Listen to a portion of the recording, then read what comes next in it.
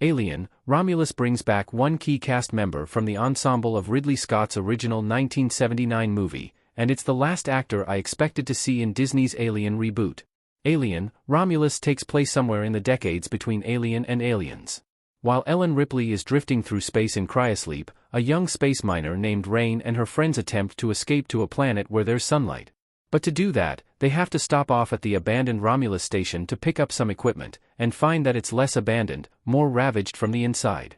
Although it was billed as a standalone installment largely disconnected from the story and characters of the previous movies, there was always a chance that Alien, Romulus would tie into the wider franchise for some fan service.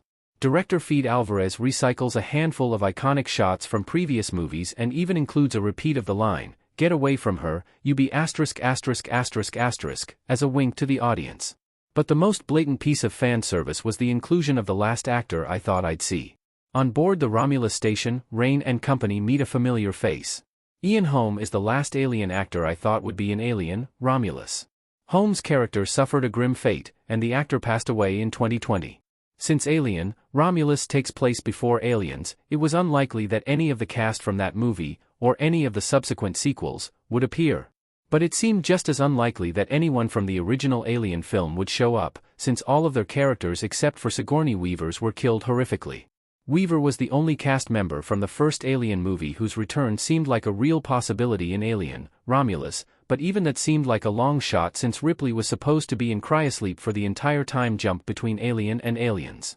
It would have been possible for Michael Fassbender to reprise his role as David, but Disney seemed eager to distance itself from the Prometheus prequels, which had been met with a mixed response and underperformed at the box office.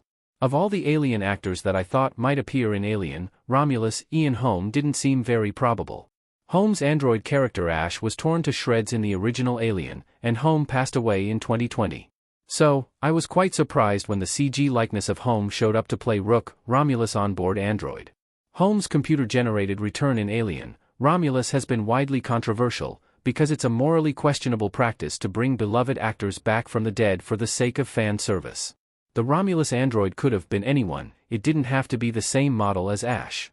This isn't the first time that Hollywood has faced some backlash for resurrecting a late actor with CGI. Rogue One, a Star Wars story, brought back a CG Peter Cushing for a cameo appearance as Grand Moff Tarkin. The Flash brought back a CG Christopher Reeve for a cameo appearance as a multiversal Superman.